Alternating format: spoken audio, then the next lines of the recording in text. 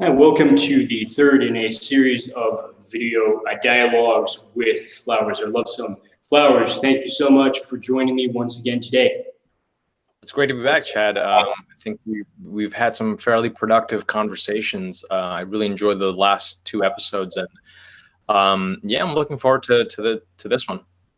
Yeah, I've been looking forward to it. We actually, had the last one back in November, so it's been a good couple months, and it's great to be back. And I want to thank you for taking the time to speak with me at such an early hour in New York. So thanks for working around the Indian time zone difference. Oh yeah, I mean, well, fortunately, I'm used to waking up at this time because I actually work the kind of the overnight shift. So, yeah, it kind of works out. And yeah, just a general remark. Yeah, I think these conversations have worked out pretty well. Kind of anchoring at least part of it in on a book, I think has been really productive. Yeah, our last discussion on Retrotopia, was over 2 hours, and it still just barely was able to scratch the surface of that book. And speaking of which, I wanted to just go ahead and let you lead the discussion today, since you sort of came with some things that you wanted to talk about. So yeah, definitely, I'll just go ahead and hand the steering wheel, whatever, for lack of a better metaphor, to you for discussion. Thanks, appreciate that. Yeah, I think we covered a great deal in the book, and we also discussed other topics. But I think we both felt that there's more to explore, as you said. But actually, before we kind of get into some of the specifics, I wanted to kind of bring back our discussion of literature. Just reading the book a second time in preparation for this discussion, I was thinking about how much Greer actually accomplishes in only about 250 pages. So really just thinking about his merits as an author. And this is a work of utopian fiction, as the title indicates. And I think whenever you imagine an ideal scenario in fiction, certain things kind of become obligatory. On first you have to paint a vivid and interesting picture.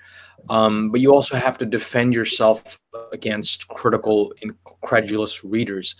And in that respect, I think he does succeed in creating a great balance between world building, painting the interesting picture, and anticipating and countering potential objections. And so I wanted to discuss that, bring up just some general things about his writing. And you're someone who's you recently announced that you're working on a book about Greer's philosophy, but you're also someone who's been studying literature and literary theory for quite some time. So I'm curious to know if you agree with my appraisal and what you thought of him as a writer, and specifically as a writer of fiction. Yeah, that's a great place to start the discussion. And I guess the main thing that struck me when I actually read his narrative prose was just how much he's as great a novelist as he is other types of writing. And I don't think he's primarily known as a novelist the way that some people are. Obviously, like Herbert, who wrote Dune, is primarily known as a novelist. But Greer is mostly, I think, known as either a commentator on industrial collapse, or maybe he's just primarily known as a blogger because, let's face it, he was getting like 300,000 unique views a month at the height of the Arch-Druid Report's popularity. So it's pretty safe to say that the majority of the exposure that people have had to him was as a blogger, which is something which is maybe oftentimes considered as a type of a genre of writing kind of distinct from that of being a novelist per se. So for me, it was surprising to find a guy who I encountered first as a blogger in like 2011, to encounter him as a novelist that was, as great as he was at other things was really definitely pretty impressive. And I guess I just wanted to ask what you think about Retrotopia as maybe accomplishing certain things in narrative form which would have been difficult if he was just sort of laying it out in some other type of genre. Like, you could provide like any number of illustrations, but what specifically do you get from doing it as a novel, do you think? Yeah, sure. And we kind of touched on this in our previous episode, where we discussed kind of narrative, the value of narrative, of exploring things in narrative just in general. So yeah, I think we should kind of get into some of the specifics. I think the first thing that he does really well is, well, just the choice of giving the protagonist the biases that he expects his primary audience, the typical first worlder, to have. And he makes the story about the main character's transformation, his gradual transformation from this ignorant, prejudiced political outsider, this elite figure, to someone more open-minded. It's a really effective device, because he expects his audience to, of course, identify with the main character, who is rather likable. And that, I think, that immediately makes people more receptive, in the same way that you're much more receptive to someone you think is a friend, and at least willing to hear him or her out and consider their perspective in good faith, than you would someone that you thought was, disagreeable and hostile. So that's a pretty interesting device. And then the second thing, I think, is the use of dialogue. So, once Greer brings us into his world, through the perspective of this biased foreigner, then he kind of breaks down all of our biases. He kind of breaks through our guard even further and directly addresses all of the arguments that we, as a critical reader, might level at his work, through really effective expository dialogue. So, the main character has all of these wonderful dialogues with the local citizenry, not just his political counterparts. Of course, he does that as well, but also, like the bank teller and his barber, and at the stock market. So, yeah, I think that's a really effective device.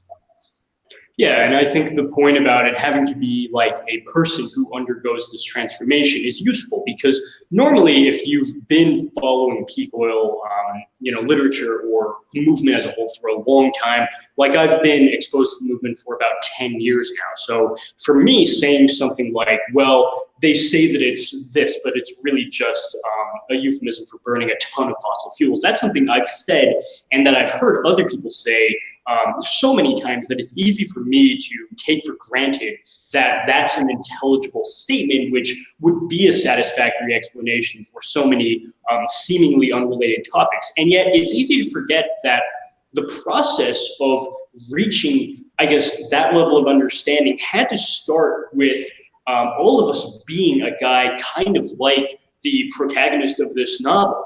And John Greer mentions in another work on magic and peak oil, which would seem to be unrelated subjects, called Blood of the Earth, that although many people who take peak oil seriously might think that magic is a bunch of, nonsense that you can't talk about with any level of certainty, they oftentimes miss the fact that being initiated into peak oil correlates very nicely with being initiated into any other sort of formal magical sort of initiation ritual.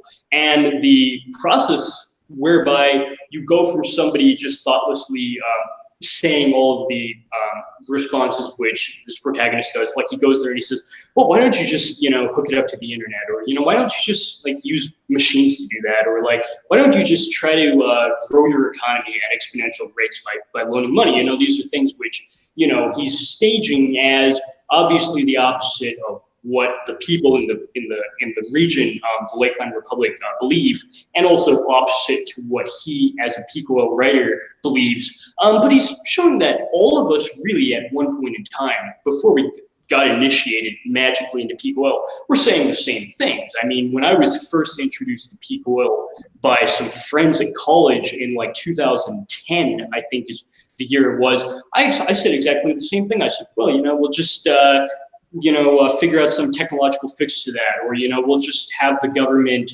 oversee that, or we'll just trust in business or science or somebody to fix that.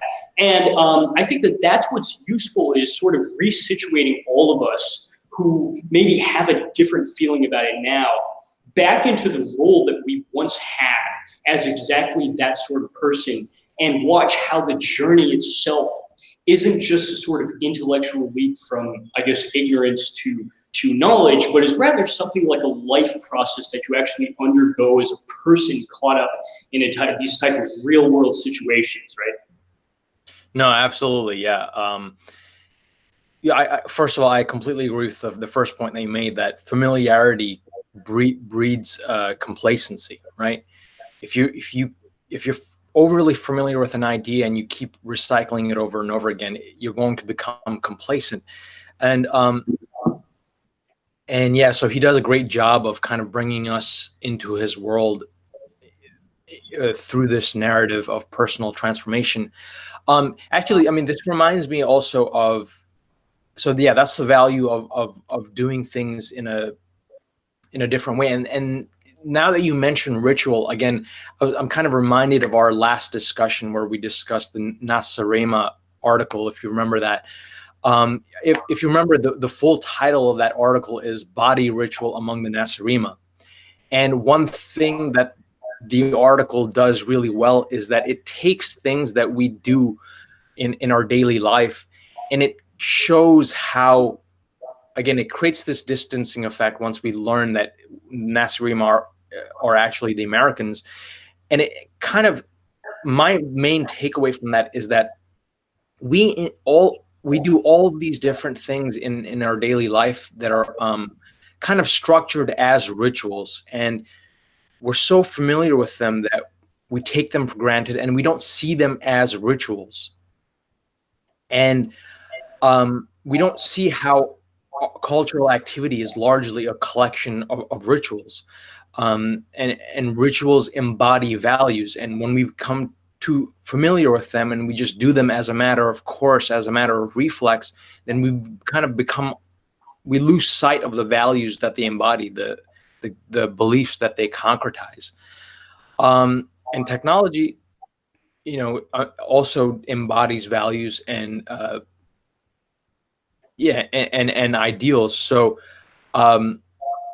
much of what we do, no matter how much utility it may have and however much we may view it as fulfilling a strictly utilitarian purpose, it tends to take on a certain formal structure that could be characterized as ritual or ritualistic. And you're only going to see that by stepping outside of that ritual and maybe adopting another ritual or playing with another set of terms, viewing it from a different angle. And fiction allows you to do that. Of course, as Greer points out, magic also allows you to do that. So yeah, if that made sense, just stepping outside of what you're already familiar with through other rituals or other a whole another set of terms. Yeah, I think that's a great emphasis that I think is necessary to actually understand what happens when you go from seeing the world as obviously just supposed to be mediated by economic growth and machines and this vast sort of oversight that you have in the Atlantic Republic, if I have that name correct. Then you just expect that the Lakeland Republic should be doing things the same way. And for him, it's not just the sort of pure epistemological shift from a wrong belief to a right belief, which is kind of the reductive way we usually think about learning going along those channels. It's actually a sort of more like a magical sort of initiation in which you can't not talk about things like ritual. And the idea that ritual for most people is just a thing that primitive peoples do, just like superstition for most people just means a belief that somebody else holds. One of Greer's favorite ways of putting this is a superstition is just a religious belief which isn't yours, but everything that you, and the people who consider themselves to be free of superstition are actually the people who have these vast religious frameworks for understanding the world in terms of the religion of progress or the mythology of progress, which is as based in superstition, actually arguably more so, because you could take an ancient culture that seems quite superstitious by modern standards, like the ancient Egyptians, and you could compare their understanding of how an economy is supposed to function, or how, you know, agriculture is supposed to function, or something like that, with its track record of sustaining a civilization for thousands of years. It's easy for us to lose track of how much time that actually is. Just as, you know, the joke goes that somebody from America might think 100 years of history is a really long time, whereas somebody in England might think 100 miles of distance is a really long distance. Well, we have no grasp as Americans, especially like in the Western United States where I grew up. A really old building might be 100 years old, whereas my wife was living in a house from the 18th century when she was a kid here in India. There's many buildings older than that. And, you know, you could look at the ability to sustain a civilization on thousands of years, on what would seem to be not only primitive agricultural methods, but primitive superstitions. You know, they have their beliefs about the gods and the way that the cosmos is sort of supernaturally ordered, rather than having this sort of crass materialist ideology that we hold today. And yet they were able to arguably manage their economy much better than we can, with our equally superstitious views about economic growth needing to be exponential all the time. It's not just that the economic models want to take you to this much growth and then you plateau and you're good. That's unacceptable. They have this belief that exponential growth, and it's not just linear growth, by the way, it's exponential growth, should continue into infinity, which is an absolute absurdity. And that is a far greater superstition, in my opinion, than anything that you'll find the ancient Egyptians saying about how the universe works. Yeah, and yeah, I agree. And I think one of the main takeaways from the novel is not just presenting a list of arguments against that kind of thinking. It's as much about how calcified we've become in our thinking, and how complacent we've become, and kind of undoing that complacency and calcification.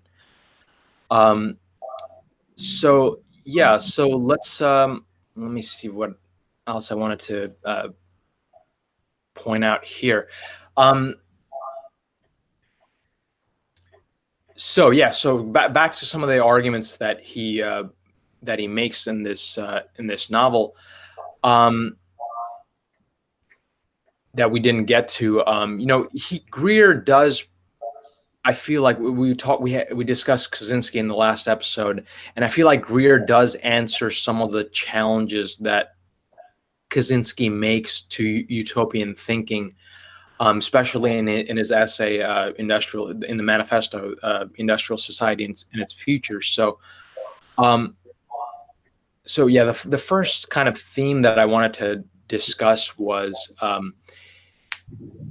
that this utopia, the Lakeland Republic, is really it's a utopia of having. He kind of frames utopia as a state of being, rather than having, as it is with us. So, you know, like early on, he does mention, you know, that Lakeland does have economic prosperity along the lines that we like to think of that concept.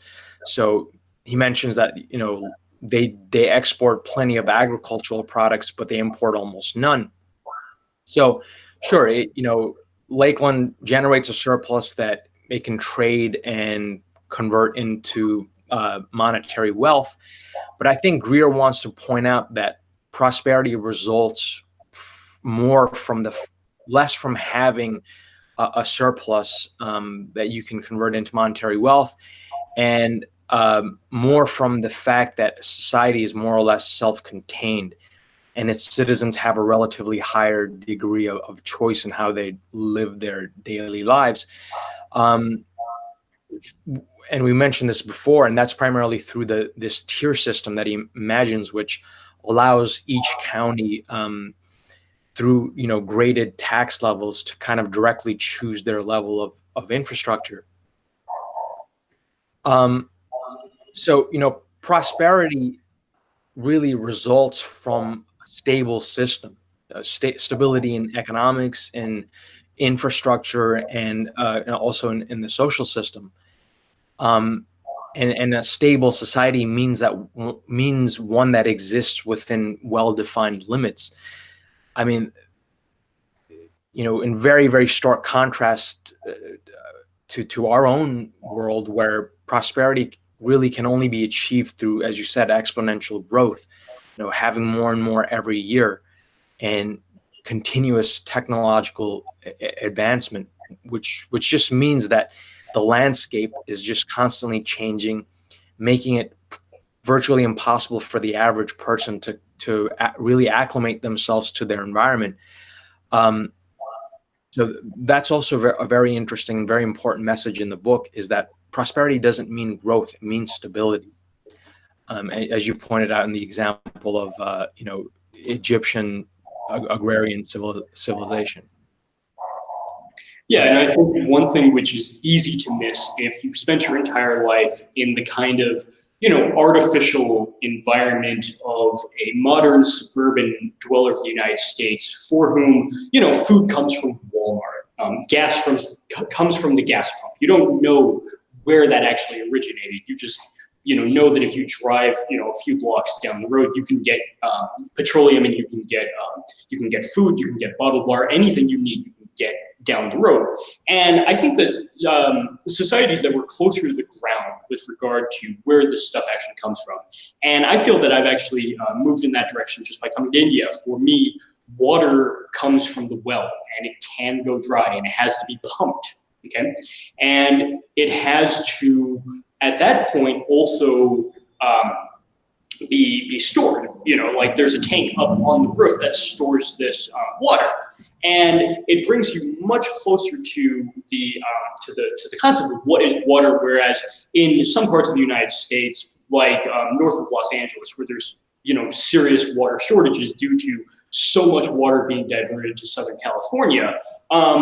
The solution, which they're currently sort of skating by on right now, which is to ship bottled water to these small desert communities north of Los Angeles, it's working for the moment. I'll grant, and it's a good thing that they're getting water to those people. But that is not a long-term situation, because it's built on the abstraction that you can buy that bottled water wherever they're buying it, the equivalent of a Walmart, basically, and they're putting it on trucks and shipping it to these people. That is not a long-term solution.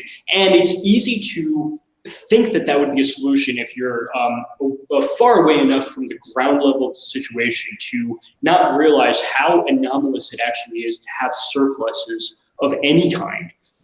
Because, my grandparents-in-law, for example, here in India, or excuse me, my parents-in-law too, in addition to the grandparents-in-law, were farmers as kids. And my father-in-law was telling me that in rural India, in his childhood, life as a farmer certainly did not often mean surpluses. Oftentimes, it didn't even mean having quite as much food as everybody wanted. There were stories of farmers for whom, if you had breakfast on a day, it was a good day, because many days you didn't have breakfast.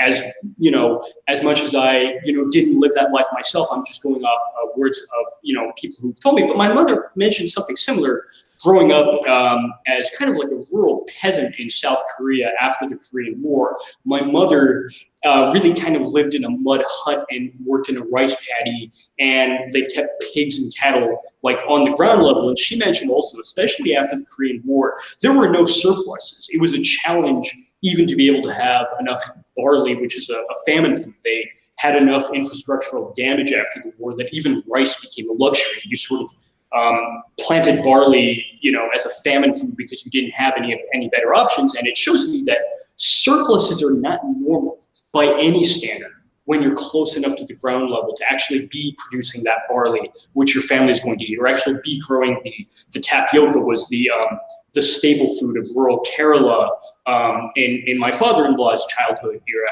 And we have this illusion today that the surplus is not only normal, but it's also a non-negotiable necessity. If you have a bizarre situation like we do today, where we talk about not growing the economy fast enough as a depression.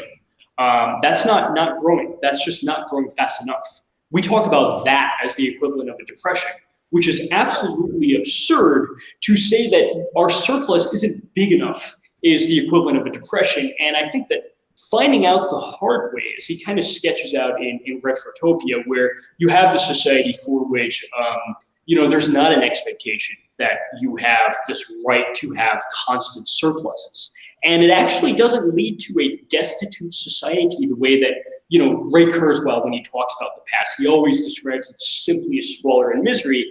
And, one of the purposes of this book is to show that, it's not necessarily squalor and misery if you don't have huge surpluses. There's this enormous opportunity there to actually grow spiritually by not having to have that fulfilled constantly. Yeah, it's really maddening to think that we think prosperity can only mean infinite growth, whereas he's really saying, no, you can live in a world where you constantly confront hard physical limits. And limitation doesn't necessarily mean the lack of prosperity or spiritual growth. Limitation can actually be a good thing. It can mean a stable society. It can mean defining things on your own terms, as the citizens do in terms of their the different tier system, right? So that's an interesting point that, and if you confront limitation in your daily life, if you're coming up against the hard physical limits, you're not going to think about prosperity in terms of infinite growth in all directions. Yeah, limitation. That's one thing which certainly nobody right now wants to talk about, but it's not a coincidence that a lot of the really great sort of spiritual or wisdom type insights that you find even in sorts of like Dune have to do with limitations. In Dune, for example, the big limitation on the planet, which I can't pronounce the name of, that they move to. Arrakis. Exactly, Arrakis. I didn't want to butcher that because I've been reading it rather than listening to the audiobook. The limitation is water, and there's a lot of sort of spiritual insights in that book about the way that if you, I guess maybe try to avoid the fact that this limitation exists, you're probably going to die, okay? Because that's a planet on which water conservation is a matter of life or death. Now, it is science fiction, I understand, but I think that Dune treats water the way that we should treat petroleum. We should honestly treat petroleum as this precious resource that we should not even waste one drop. And we don't do that. We have entire industries built on actually out-competing each other in how wasteful we can be. Like, I don't know if I mentioned in one of my talks with you, or maybe it was with Alan Lee last summer, that during the Middle Ages, the symbol of Roman decadence was the Colosseum. And this sort of mythology we have to this day about the wickedness of the Romans watching gladiators fight to the death, not saying that that's not wicked in its own right. I'm just saying we still have this image of Roman decadence as being symbolized by the gladiator fights at the Colosseum. And the question, what will the future generations have as the symbol of our decadence? You might think it's something like the NFL football or something like that, which is admittedly a pretty violent sport. But I think it's actually going to be NASCAR, because the concept of having a racetrack where you waste, I think it's in the tens of thousands of gallons of fuel for like a 5-hour long car race where they just drive circles around it. Right. Yeah, it's going to be the symbol of evil, right? Yeah, I have to say, it's probably the most brazen, refusal to think about waste and squandering of very precious, scarce resources. Yeah. Yeah, there's no concept of limitation for NASCAR. They could never contemplate that resource might not, they could probably picture 100 years from now, there will still be NASCAR races. 200 years from now, there will still be NASCAR races. Only at that point, it'll be even better, because then they'll have even more improved cars, right? Yeah. Okay. Yeah. So, yeah. Do you want to get into some of the more specific arguments that he makes? Let's. Yeah, I mean, anything you want to talk about, I'll just mention that, wherever you want to take this conversation within like the next, say, hour or whatever that I have, if the Wi-Fi doesn't run out. But yeah, definitely anything that you want to talk about, I'll just let you steer the direction of the conversation where you'd like to.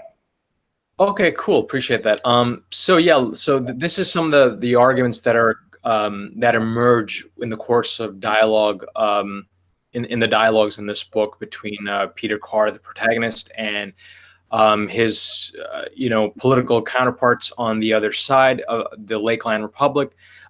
So this other diplomat named Melanie Berger, who eventually he forms a romantic relationship with, but also the dialogues he has with his barber, his bank teller, this really diverse group of local citizenry and political elites.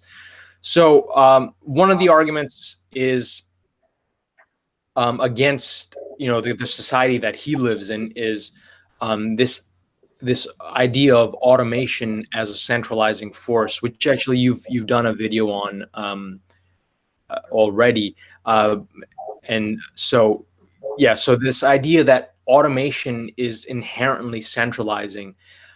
First, it reduces employment, which in turn reduces consumption, and that means that wealth is going to be further concentrated in a handful of machines. And the other argument that's made in the book is that, related, is that automation is not going to solve the problems generated by automation, right? So I think you stated in your video on objective factors that, you made just this point about automation being an inherently centralizing force. And I want to make sure I understood you correctly by kind of offering my take on it. So the way that I understood it was that basically, in terms of concentrating wealth, right? It takes away wealth and concentrates it into machines. But even on a more broader level, you could talk about it in terms of power. So basically, whereas previously power as the capacity to do work was localized in the individual's body, with automation, power, again, as this capacity to do work is centralized, is concentrated into machines. And the more that tasks become automated, the more that we're handing over our capacity to do work to a centralized network. And that's true no matter what kind of technology you're talking about. Infrastructural technology, or automated technology. And, like 5 years ago, I might have naively objected to this point by saying that, 3D printing is going to give us the power back by localizing production and putting it directly back into our hands. But after reading this book, I think, I immediately, stopped myself because, first of all, 3D printing relies on this scarce resource, and you still need to produce this material. You can't produce the 3D printers yourself. So no matter. Yeah, and if I may ask you real quick, there's a problem for recursion because I admit I haven't studied that much about 3D printing, but can you 3D print a 3D printer and then have that 3D printer 3D print a 3D printer? Say that 5 times fast. Right. And what about the resources, the technical know-how, the maintenance? All that stuff is still going to be centralized. It's still going to be outsourced. It's not going to take place in your home. It's not something that you yourself build. It's a manufactured product, which means there has to be a manufacturing plant. Right, and we take for granted today that everything is just like that. That's just an axiomatic fact about doing business, but it's not true, because I've got chickens here in India that will reproduce chickens. You can get a chicken from a chicken, which came from a chicken, which came from a chicken. So recursion is not always a problem. It's only, I think, uniquely a problem with like you mentioned, with automation, because then it does become a problem where you can't 3D print a 3D printer, which, continues this line. It has to sort of start at a factory, which centralizes all. If we did get, like, some people fantasize about, like, the 3D printer, economy of the future is like, we don't need any, factories per se, except 3D printers to print them. But that would actually centralize the profits even more into one industry, which would be the people who are producing these printers. Right. There's no, another way of saying this would be that there's no natural process out there that recycles all the resources necessary to produce, for instance, chickens, right? There's no naturally occurring process that recycles all the materials that you need to produce 3D printers locally. So it's always going to be a centralizing force. Automation. Here's another issue, which you'll find a lot of maybe peak oil writers talk about, which is the fact that an increase in technological complexity necessarily leads to an increase in the sort of scale of operation you're talking about to be able to do it. So an example is this: like, you can have like a mom and pop sort of blacksmith shop, as every sort of village used to have. And in fact, I went to a farm owned by a guy from Lebanon, who's in Colorado, who had, like, he bought the farm. He it wasn't like his family farm for generations, but he found, like, blacksmithing stuff on that farm. Whoever owned that farm like 100 years ago had this blacksmith anvil and everything on that farm. So blacksmithing was so non-centralized that it's not even that there was just one blacksmith in the village or in the city or whatever. You could even have, like, some blacksmithing going on like a number of farms. So it's an inherently sort of decentralizing way of producing stuff. But with nuclear reactors, you can't have, like, that guy could not have a nuclear reactor on his farm, and then the next farm down the road has one of their own. Okay, and you don't have, like, one nuclear reactor for each small town. Like, my father still lives in a small town in Colorado with like 3,000 people. Can't have its own nuclear reactor, and that's good, because if we did have, like the proliferation, there we go, of nuclear reactors all over the country, that would become even more dangerous. But it just shows that if you have this increase in technological complexity, which leads to having to have things like oil refineries, for example, as enormous operations, because if you did it on a smaller scale, it would not be profitable. The only way to get reasonably affordable petroleum to everybody trying to fill up at the pump is to have a handful of super large scale and super expensive oil refineries, which obviously just concentrate the wealth, and whoever's tapped into the profits of that handful of refineries or reactors or whatever. Yeah, and then the related point to that Greer makes is that as these systems grow in complexity, they become more and more resource intensive. And so the economic returns from such systems that can't be localized, the economic returns from such investments, they don't result in an aggregate benefit, because each new generation of technology grows in cost, and then it ties up more of the national wealth. So yeah, that's an interesting point that I hadn't considered before either. What you're literally seeing in some of the stereotypical, I don't really want to say like failed cities of the nation, but the struggling cities of the nation, like Detroit or like Cleveland, where the manufacturing base that supported that city in the past, got outsourced to another country, and you have like, failed attempt after failed attempt after failed attempt to revitalize the city. So Flint, Michigan in the 80s, they said, well, we could just build like an amusement park and that'll employ the whole city. But of course, who's going to go to it? and to support that many people working. It was a plan they hadn't thought of, so obviously that failed. And every other plan they had to revitalize Flint ended up failing because there was never a suitable replacement for the employment base, which they outsourced to another country. But what you'll find is any money that does come into a city like Detroit or Flint or Cleveland, to the extent that it is able to circulate within the city, it's going to leave. So they're going to buy products and produce from someplace outside Cleveland. So whatever money that is able to enter that city is going to eventually make its way out, which leads to more money somehow needing to be brought back in, which is different from the type of circular model that you find proposed in Retrotopia, in which, they're not necessarily taking money that's within the community and outsourcing it to, a factory that's located somewhere else, or like a corporate office in some other state, or, to huge farms located in some other state, or at this point, actually some other country, in that even in New York State, which you live in, you could comment more than me, which was traditionally an apple growing state. I think at one point they were bringing more apples from Chile into New York than they were growing in the state, right?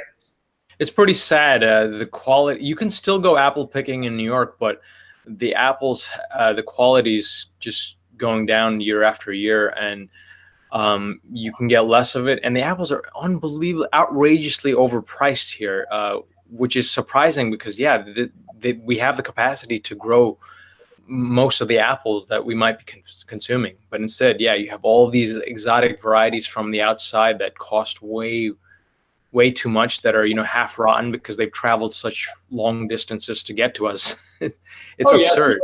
Yeah, the age of produce at the grocery store, if you knew how old it was, like the average potato in a Walmart is like 9 months old by the time you get to it. And the peaches taste like baseballs when you bite into them because they've been frozen so they could get into in the middle of wintertime. Frozen, irradiated, sprayed with wax, like a wax resin. It's terrible. It literally tastes like plastic. Oh, well, some of it literally is plastic at this point. I think that some of the French fries at fast food restaurants, they claim out some plastic components. I don't even know why they do that, but there's a lot of really nasty stuff in our food. Not even just stuff that would be considered food. Like a lot of the mystery ingredients they put into processed foods to keep them cheap is things like sawdust. And I'm not necessarily going to trust some corporate asshole at some headquarters in, quite frankly, New York, whatever, who's saying that that's okay as far as putting it into my body, because later on when they have, they always go back on what they said. They have the peer-reviewed science when it comes out to say that it's harmless to ingest sawdust and mystery chemicals, and then 20 years later, they say a scientific paper comes out saying it's actually not a good idea, right? Right. And of course, speaking of plastics, much of fertilizer that's used in agriculture is just they're petrochemicals. They're a variation on petrochemicals. So we're literally consuming plastic all the time. We turn fossil fuels, we turn natural gas and petroleum into food. And we don't even really turn it into food. We just turn it into corn and soybeans, and then we process that into the kind of garbage which passes. I mean, it's one of those things where I think Zizek was the one who said that in the modernist worldview, understanding something meant having a transparent view of its inside. So I remember, as you probably do too, in the early 2000s, some computers, the big sort of desktop towers, had a transparent view where you could see. That was sort of the earlier way of gaining understanding or transparency. But now the meaning of transparency, Zizek says, has shifted from being able to see the inside to instead having an appearance which is so engrossing in itself that there's no need for anything else. These days we have, smartphones, for example, which literally are just a screen. There's no other unnecessary components. You're just supposed to be engrossed in the screen. And it's the same thing with our food. Rather than have any understanding what the list of mystery chemicals this long, what any of them are, we instead are simply given the engrossing appearance of food which largely just relies on the naturally addictive character of, maximizing sweet, maximizing saltiness, maximizing grease, the extent that a lot of the food which is being sold that you normally consider like good, like Hostess Twinkies, I think is one. Which if you were to eat a Twinkie without all of the sweet, it would just like, if you've seen what's actually made of it, it looks like sludge. You know what I mean? Like if you were actually, if you were to bite in a Twinkie without the sweet, you would probably gag. Yeah, and a lot of meats are pretty much just slime that's comes out of a tube basically, and then it's kind of made into these more palatable shapes and textures. So it's like sanitized with ammonia. It's nuts. It feels like we haven't really gone anywhere since the days of like Upton Sinclair's The Jungle. No, we have. In some ways. No, if anything, I'm sure it's actually gotten worse by now. And I mean, you're mentioning the ammonia. That shows how lazy the industry has gotten, to the extent that even asking them to remove all of the cow shit from our burgers, from like if you go to McDonald's, for example, like it's an unnecessary requirement. It's an unreasonable demand on the industry to remove all the cow shit before they serve it to you. They have to put ammonia to just kill the E. coli. Yeah, and even if you consume mostly plants, you're not even safe, because most of the E. coli outbreaks that have happened due to like consumption of salad greens are because they're grown in close proximity. They don't wash off the fertilizers, the cow shit, as you mentioned, and that's how E. coli spreads. So yeah, you can't escape it. It's just Yeah, it's terrible, because I remember before I came to India, I'll be honest with you, like I heard from some people, like my roommate in like 2013, who traveled a lot of places within the world, had this kind of snobbish attitude towards India. I said I wanted to go there in like 2013. He said, "Oh no, man, that's the place where if you order a salad and there's tap water, you could get food poisoning." And it's funny, because like that's something we used to think about places like, quite frankly, Mexico is another place where you hear Americans say that. And yet it's to the point now where you can't even eat salads. You're more likely to get deathly ill from eating a salad in America that has E. coli. I'll grant there might be some stuff in the tap water in like Mexico that might give you like traveler's diarrhea, but like you could actually, like 5 people last year died in America eating salads in their own country. Yeah, I mean, recently, I think it was nationwide. There was a nationwide recall of lettuce, of romaine lettuce, because of, I think, either listeria or E. coli.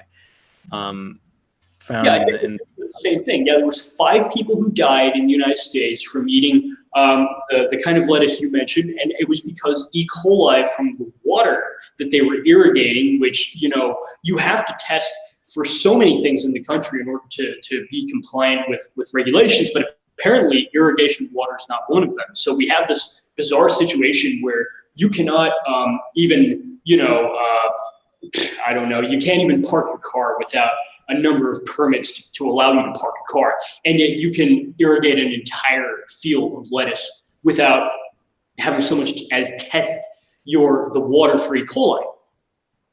Right, and to make sure there's no shit on it when it gets to the produce stand. Yeah, right. They're more worried about you parking a car without a permit. I'm talking about you have to have a driver's license, you have to have insurance, you have to have whatever paid taxes on the vehicle when you bought it. You have to have a parker's permit to be able to park in that particular parking space. They're more worried about you parking a car than they are about getting cow shit in people's food to get to the grocery store around the country. Yeah. Yeah, it's maddening to think about these things too much, especially food production, because it goes in our bodies. I wanted to switch gears a little bit, maybe skip ahead a little bit, because I don't want to be in the middle of something when the data runs out. So one of the main things that he brings up, and this is in the course of a conversation in a jazz club, they discuss this idea of a way to talk about principles of limitation. So this idea of fixed notional space. So he's in a jazz club. He's talking about music and how the history of, the history of art. So just to read a small quote, the idea of fixed notional space as a limit to innovation. Every human art operates within limited notional space. So the history of every art form is divided into two phases, exploration and performance. During the initial discovery and exploration phase is where most of the innovation takes place until that notional space is filled, and then you have a performance phase where you put good functioning ideas into practice.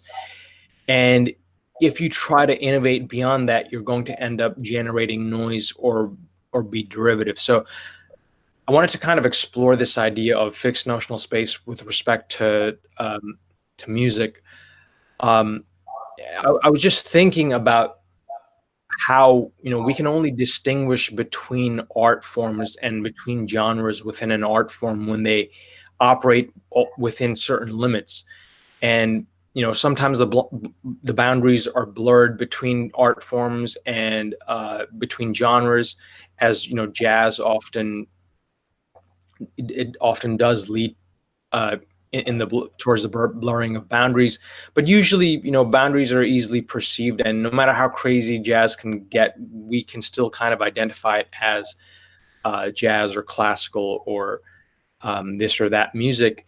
And so really, I had this idea that, artistic enjoyment really is the result of a balance between the meeting of expectations and anticipations and a certain degree of novelty, but always within a defined space. I get, again, this idea of fixed notional space.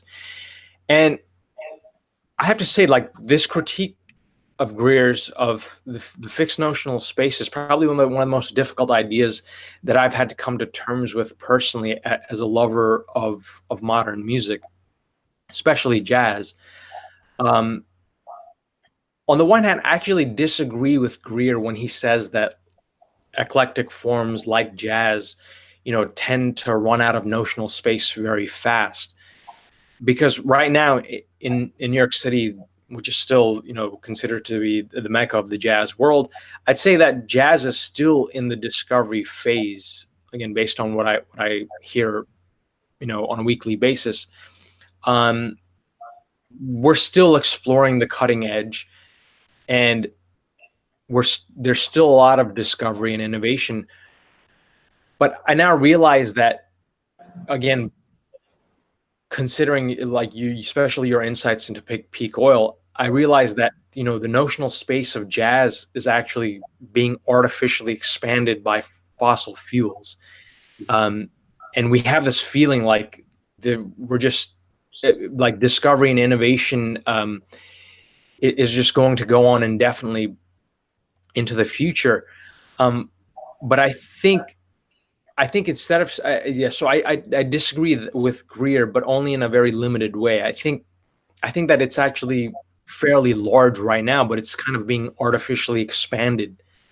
And that's that's how I perceive electronic music, as this kind of artificial expansion of this fixed notional space that every art form as some kind of limited space has to work with. Now, do you mind me asking, just so that I can understand, when you talk about electronic music, are you talking about music where the person is using an instrument that's electronically mediated, or are you talking about production techniques, or are you talking about artificial intelligence generated music? Which one of those are you talking about? Definitely not the last. Probably, I guess I'm talking about the incorporation of electronic instruments and electronic techniques, not necessarily into the production, because I'm mostly into, live performance. But yeah, I see a lot of electronic techniques being used even in live performances. And I'm not necessarily talking about like studio production techniques. I see. Yeah, that's a great point. And I just want to mention that the latter thing that I mentioned, AI-generated music, sounds horrible. If you've ever actually listened to you know, a piece of music composed by AI, it sounds outright creepy. Like it sounds like, you know, like there was a Christmas song. I don't know if you heard the Christmas song, which they had an AI program listen to like hundreds of hours of Christmas carols and then imitated it, and it was one of the creepiest things I've ever listened to. Yeah, I can imagine. I hadn't heard that, but I can imagine that. Yeah, I mean, there's videos of YouTube's playing Coltrane solos and all of that stuff. No, I definitely am not talking about that. Yeah, I agree. That sounds like creepy and extremely artificial. But no, I mean, like all of these really interesting ways that electronic techniques are being used to incorporate into live performances and in just kind of changing sounds and timbres and just different approaches. Like I don't want to get into the technical aspects of this, but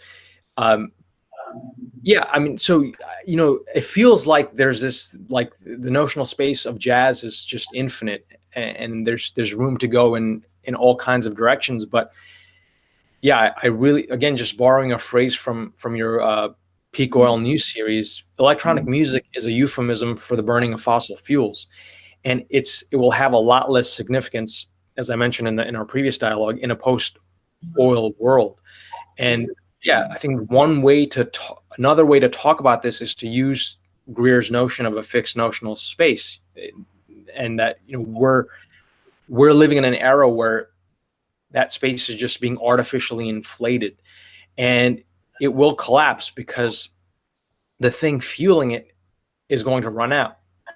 So yeah, and I think as somebody who is, you know, admittedly less knowledgeable about music than you, and certainly less proficient as a guitarist, I'll admit, than you, but I think from my own perspective, I mean, you know, when I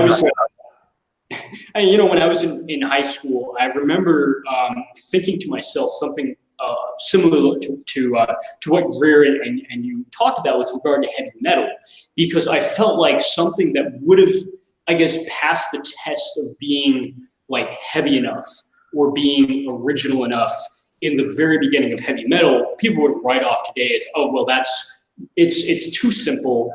It's too cliche, etc. But it was cutting edge at the beginning because nobody had thought of it. It's kind of like one of the big themes of modern art, you know, that Dan Brown mentions in the latest book that he wrote, The Origin, was that, you know, one example of modern music was a guy who plays a D chord for 20 minutes and then there's silence for 20 minutes, which obviously anybody could perform it, but that's not the point. Old classical music is about performance, so obviously Bach is very demanding as far as performance goes, which, you know, the number of people who could perform Bach is significantly smaller than the number of people who could perform something like Hank Williams or AC/DC, kind of simple, popular song. But with modern art, it's no longer a test of performance. Now it's just a test of the idea. Like the way that Dan Brown puts it in that novel is like, you know, anybody could perform a D chord for 20 minutes and then silence especially, but only one guy had the idea to do it. And I think that, you know, he's kind of putting that forth as like a parody of the ideology of modern art. And yet I think that we still have something like that bias when we judge the development of musical genres, in the sense that, like, you know, when Metallica was doing the same thing in 1983, it sounded really innovative. If a garage band tries to do it today, you know, they'll hardly be able to get, you know, a gig at the local super local club trying to do something as, like, they have to be as innovative. I think that in a lot of ways this is just built on the cult of originality, in the sense that, like, the same thing is going to be judged different based on whether you were the first one to think of it. I mean, that's just sort of my own sort of observation, like informally looking at metal, but I don't know, would you kind of agree with that? Yeah, absolutely. And I think there's a bigger bias towards novelty in Western music than there is in other classical traditions. Especially, I mean, I'm not hugely knowledgeable about, you know, like South Indian classical music, but there is a lot of repetition, a lot more than would be acceptable in American or in classical music and in Western European music. So I think there's always been a bias towards the novel and the new, more so in Western music than in other forms. But so I don't know if I answered your question, but one thing that that just sort of comes to my mind with regard to originality in the West even is the fact that if you look at Dark Age literature, like Old English literature from like the year 700 something, 800 something, they didn't have the concept that for a text to be written, it had to be a 100% original invention. In fact, they had the exact opposite attitude. They had the attitude that it was only really worth writing down if it was maybe not copying familiar stuff, but if it was incorporating it. So, a lot of these fairy tales that you find circulating in oral traditions in Europe that were sort of written down, you could tell that there's a number of fairy tales that get combined. And it's kind of like a weird shift, like at the beginning he's talking about this, which seems like it would be convincing as its own story. And it gets combined with this other story, which seemed to be at an earlier time an independent fairy tale, and then it gets tagged on with another one. And we would consider that like plagiarism today, but that was actually the expectation in like pre-modern times in Europe. Was it was only really sort of going to pass the test with the audience as being worth listening to if it was incorporating those familiar motifs or familiar rhymes or whatever, familiar melodies maybe in the context of music.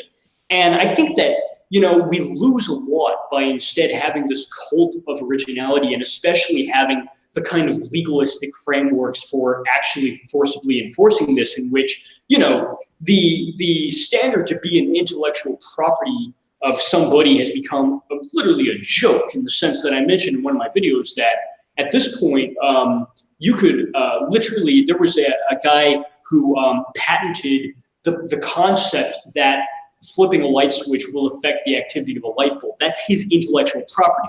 And he did it as a joke, but it still passed. Yeah. And,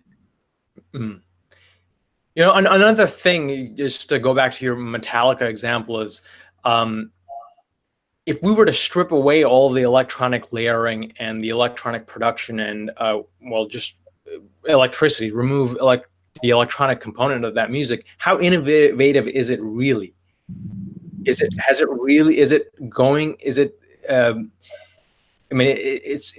almost always just recycling previous forms, but putting an electronic spin to it. And that's kind of what I meant by this artificial expansion of the space through electronic means. Yeah, and if you were to play a lot of metal songs with no electronic amplification or whatever, it actually kind of sound like a joke. Like there's a video on YouTube of a girl playing Slayer on a ukulele. And a ukulele is oftentimes a very sort of pleasant little instrument if you're playing like folk music or bluegrass or something like that. But, Slayer, it sounds like a joke when it's on a little ukulele with no sort of distortion. And I think it states a lot about just the substance of that music, which cannot stand without all of this extra help from distortion pedals and all of the other sort of special effects that get added onto it. Right. So yeah, on that point, I completely agree, and I see where Greer is coming from. And again, it's difficult for me as someone who loves electronic music, especially avant-garde jazz and all that stuff. But then the other thing that I've been kind of thinking about is how to reconcile the critique of modern music through this idea of fixed notional space with the fact that tonality has become a kind of ideology that in our current day to justify the present. So in other words, like, I wonder where the idea of fixed notional space leaves the idea of music as something critical, as having a potentially critical role. And the whole playing the D chord for 20 minutes or 20 minutes of silence, on the one hand, it's easy to dismiss that. On the other hand, avant-garde music, free improvisation, post-bop jazz, all these things that I appreciate at some level, again, especially jazz. It is trying to play that critical role. It is trying to, again, we were talking about being calcified in a particular way of life, in particular way of thinking. Well, tonality is exactly that. That's the role that it plays. It's, tonality is a kind of ideology. I mean, music is structured like a language, and avant-garde music is trying to break away from that. It's trying to present an alternative to the trappings of cookie cutter, the cookie cutter stuff that pervades our culture today. And like just to give a small example, like that's certainly the role that tonal music plays in popular cinema, where it literally, the point of the soundtrack is to tell you how to feel.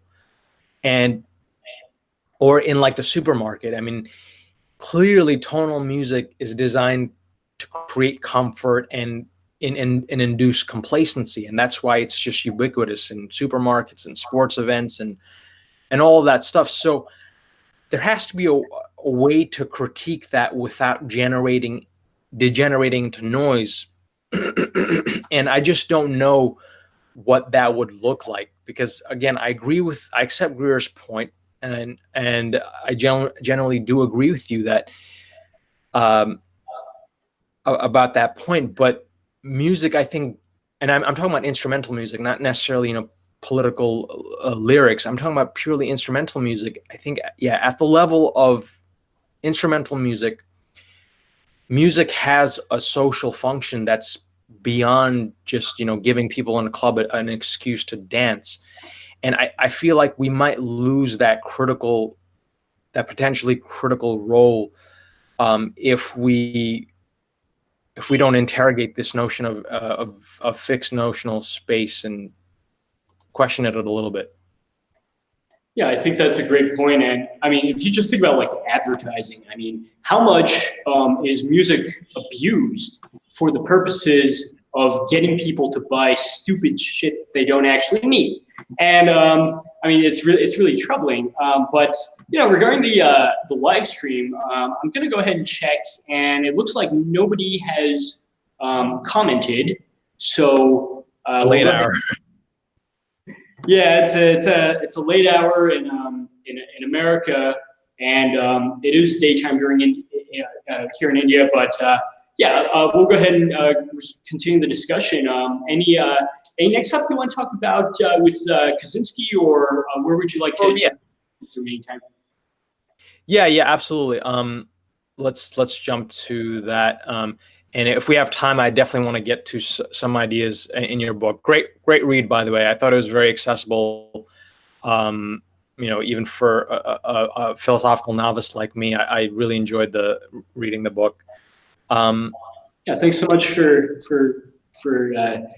participating. I really I do appreciate you giving the time to that book. Yeah, no problem. So we can let's get to some of I think the challenges that Kaczynski poses to he really is an anti-utopian thinker, and so I think he poses some challenges to Greer's vision that I think would be interesting to address. So so one of the things that I think we can take away from Kaczynski's perspective, especially industrial society and its future, and kind of try to rethink some aspects of Greer's vision in Retrotopia, is politics as a potential, politics as such as a potential flaw and a potential danger to any ideal situation. So I was thinking about, like, one of the running issues mentioned in the novel is that there's a piece of legislation that's introduced in the legislature in the Lakeland Republic, which is kind of being contested by the restorationists, or restos as they're called, and this is the party that kind of wants to pull back things, pull that society in terms of its infrastructure even further back than it is at this time. And so they're contesting this piece of legislation in the legislature because they see it as a hidden subsidy for technology. And I thought that was actually pretty important. It's kind of just mentioned in passing as one of the the political tensions in that society. But yeah, I thought that was important because I think, yeah, it's a subplot in the story, but and he uses it to kind of outline how clear the political limits that his society is, how clear the political limits are that this society is operating under. But I think the possibility for serious political concessions is actually a real weakness, because I think you could kind of apply, Kaczynski's parable about technology. He likens technology to like a strong man that, and you've mentioned this before as well, technology is like infrastructural technology is like a strong man that kind of forces a weaker man to continually make incremental concessions until he's taken everything. And I was wondering, well, couldn't you kind of substitute politics in that parable for technology? Like, isn't formalized politics always potentially, a strong man? And so you could, or another way of saying that is that you could kind of see, like Kaczynski makes this point that if we destroy infrastructure and burn all the technical books, it's much more difficult to get to where we are now from the Stone Age or from the Middle Ages. Once you do away with that infrastructure, but if you have a formal political system where you could see a series of political concessions leading to, where we are today, isn't that a potential weakness? I don't know if that made any sense, but yeah, I mean it.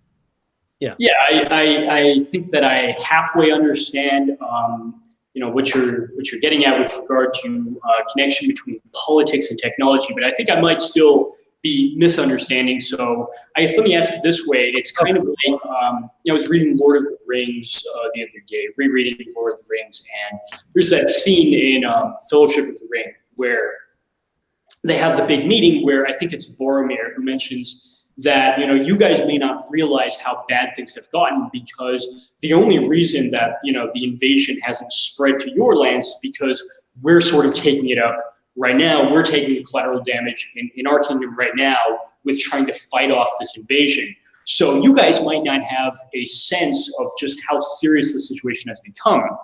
And I think that he mentions after that, why don't we just use the ring? He has this notion of, we have this enormous power, which is obviously why, the other guys are trying to get it. And we already have it. So why don't we just use it? And Gandalf says the ring, or one of the elves maybe says, the ring is so powerful that you can't even maybe, move 1 inch towards conceding on just this firm stance of not using it at all. Because once you do, even if you are yourself a very strong person, it'll actually be even more dangerous. And that's kind of the paradox about the ring is you normally think that it would be more dangerous in the hands of, somebody of very weak will or very weak intelligence or very weak strength, but it's actually more dangerous in the hands of a powerful person, And I mean, the proof of that is the way that, Saruman himself went from being like the best to being thoroughly corrupted.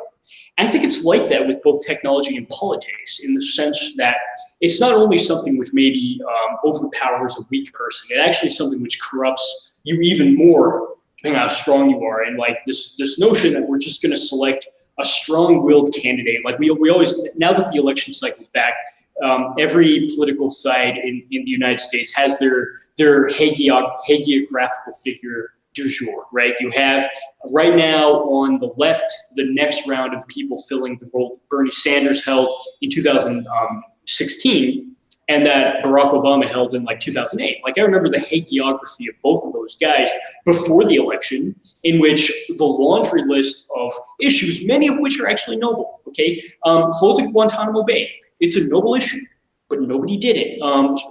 Stopping the war in Iraq, noble issue, but nobody did it. But we still have this need for this type of hagiographical portrayal of the person filling those shoes, in which right now it's, I think her name is Tulsi Gabbard, who I'm probably butchering that name, but she's kind of filling that role right now. And I don't have anything negative to say about her, except for the fact that if you're expecting her to do what Bernie Sanders couldn't do in 2016, and you're expecting her to be able to turn around the Democrat Party just because she happens to appear to be a strong-willed person, and particularly also at the moral level, we have this expectation of kind of like in Christianity, you have the hagiography of the saint who's a good person because they want to be a good person. It's not a struggle for them to be a good person. They just sort of innately want to be a good saintly person, right? And that's a story you see circulated in the ancient era with, like desert fathers like Saint Anthony of the Desert and Isaac of Nineveh, these sort of desert mystics from the ancient era. And then you have the medieval saints fulfilling the same role, and you've got your living saints of the recent era. Whether it's true or not, they actually are that way. It's just a sort of standard narrative way of talking about them. And we do the same thing in politics. We have this expectation that next time there's going to be somebody who can turn around the whole Democrat machine just because they're such a strong-willed and naturally ethical person. And every time it fails. And I think it's because it's like the Ring in Lord of the Rings. You can't even sort of flirt with trying to turn around this thing, which is why, Ted Kaczynski is very adamant about saying that if you want to sort of turn this into legislation to be adopted by the Democrat presidential candidate of 2020, you're making a fatal mistake that's going to lead to disastrous results. So sorry to kind of get off topic talking about Lord of the Rings, but am I kind of understanding what you're talking about, or did I kind of miss the mark?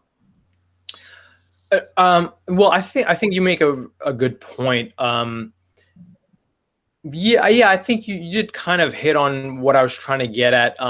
But I guess I was trying to say that, politics is a kind of infrastructure that allows you to get to, the kind of society that both Kaczynski and Greer would deem to be undesirable. Or another way of putting it would be that politics is the strongman, is a potential strongman in Kaczynski's parable, in the sense that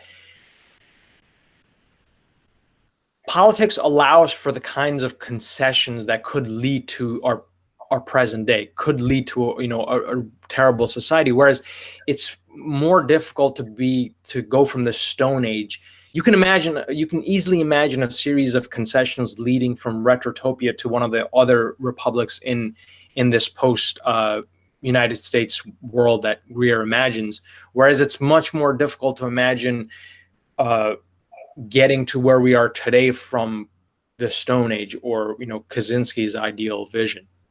Does that make sense? I was trying to focus on the idea of concessions, like the strongman parable is about if every time you make incremental concessions, eventually you will end up with nothing. Eventually, the whole situation will be far different than where you initially started. Right, it's like having the ring in Lord of the Rings, and even though you might be tempted to try to use that power to your own advantage, you have to have this attitude of actually just refusing to use it. Right, exactly, yeah. So I'm wondering how, I guess we don't know how, I mean, it's not like Kaczynski and Greer are in conversation, but, they are both talking about very similar things. It would be interesting to, if they were to have a conversation and kind of hash things out.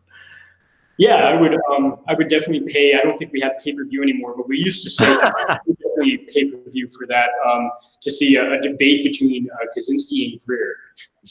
$29.99 pay-per-view. Yeah, that shows how old I remember. Yeah. We're live, yeah. That's funny. Yeah, do you want to jump to the book maybe, or do you want to talk a little bit more about, like where the differences between Kaczynski and Greer, and whether we can reconcile their views in any ways? Yeah, we could touch on that a little bit. I do have limited time, but yeah, definitely. I think the first thing that I would say, or I would ask you, is: do you get the sense that Kaczynski is a lot more apocalyptic, because he's not just talking in his later work, especially. He's not just talking about the situation with technology becoming more and more powerful, and then one day it's like Kurzweil fantasizes, then it's all powerful and we have no freedom, although that is certainly a possibility. He talks in Anti-Tech Revolution about the anthropological principle that short-term advantage for a tribe or a civilization or a person could easily turn into long-term disadvantage for everybody. So you have the myth of a group of villages in the woods for whom one of them engages in, irresponsible levels of deforestation, which provides a temporary advantage to conquer the other ones militarily, but at the end, the environmental damage leads to all of them being, much more disadvantaged than if they were just still caught up in tribal warfare. So it's the same thing, only on a much, much vaster scale, because here we're not talking about ecological damage to one sort of, neck of the woods, which sucks enough as it is. But we're talking about the whole planet potentially leading to mass extinction of pretty much everything, in the sense that he mentions in Anti-Tech Revolution that even things like, so the original elements that Aristotle and other ancient Greek thinkers took for granted as just the basic elements. Like for us, elements are the decomposable stuff like hydrogen and carbon and oxygen. For the Greeks, with their more limited scientific knowledge, it was things like earth, water, fire, and air. But he shows that we can't even take for granted the existence of air, because literally air is a certain composition of chemicals which we can't take for granted. We might destabilize the planet enough that we don't even have air sometime in the future. Yeah, this is key to understanding Kaczynski's perspective. We talked about in our last discussion whether we could locate the concept of evil and evil figures in Greer's system, and I characterized his critique as non-moral, especially with respect to, in contrast to Kaczynski. But I don't think that's entirely accurate. I think the moral principle in that we can take away from the novel, and that's kind of repeated throughout the novel, is this idea that no one's technology gets a subsidy. You have to pay for. So it basically, Greer reduces politics to the question of economic responsibility. And I think a pithy way of framing the differences and highlighting the difference in the different ethics between these two thinkers is to say that for Greer, the ethical maxim is thou shalt not pass the buck on to another. And for Kaczynski, it's not that. It's really thou shalt not domesticate that which is wild. And I think I was kind of having trouble getting at this in our previous discussion, but I think I ultimately do find Kaczynski's critique more satisfying, even though he misses the whole the significance of oil in determining social forms. But I agree with him that nature is a higher value, and ultimately, as you just pointed out, not seeing nature as a higher value and subordinating nature to more immediate concerns, more immediate material gain, that's not compatible with Kaczynski's critique. And and I agree with him that nature is a higher value that's ultimately incompatible with civilization. So I think that's really where they differ. Would you agree? Yeah, that's a great way of looking at it, which I'll admit I probably haven't thought about it as much as I should. It's nice when you bring that up, but I think one thing you mentioned about Kaczynski being less sort of peak oil centric, I think it's not coincidental that the manifesto was in the 90s and he was arrested in the 90s and he went to prison originally, I guess, in the 90s, if I have my dates correct. And peak oil wasn't really discussable for really anybody in the 90s. Even Greer first published his sort of original website about peak oil in 2000, which you can still, find today, which is kind of a simple sort of like 5-page website. But it's not coincidental that even he didn't start the Archdruid Report until 2006. And he largely did that, he mentions himself, as a response to James Howard Kunstler writing the book, The Long Emergency, which was a book from 2005. And it's interesting how, even though they didn't quite know it at the time that peak oil actually occurred in 2005, I think it's still kind of not a coincidence that even the guys we would consider to be like the front runners of the peak oil movement didn't really get to talk about it as such until the same time the peak oil hit. And I think that's because the stresses on the system were invisible to most people. Most people couldn't see the stresses on the system as such. Now, I knew personally that something was wrong in 2005, 2006. And if you cast your memory back to the same years, I mean, you probably had a general sense that, something was wrong in those years. I thought personally that it was just an economic restructuring. Like, I bought the bullshit in 2005 of, well, it's just an information economy and the solution is for everybody to get a college degree. I mean, I really believed that in like 2005 and 2006. I was easily, sold on the college myth back in those days because I could tell that something was wrong. I just thought that it was a restructuring of the economy in which, manual labor jobs were obsolete and everybody had to have like an office job.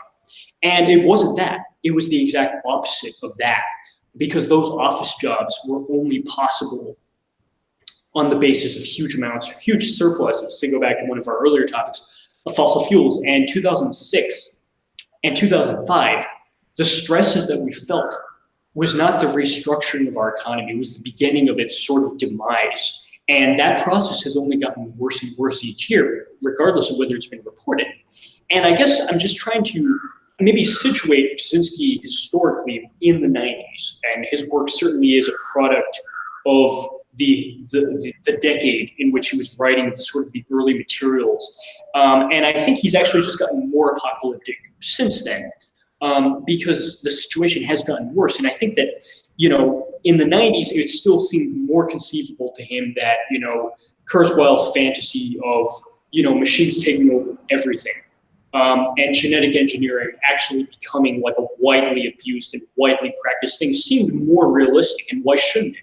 The 90s was a time of real economic growth still worldwide. I think after that, it became a lot more apocalyptic, in which after peak oil, it became not so much, genetic engineering as a widely abused practice. Now it just becomes, can we even have air?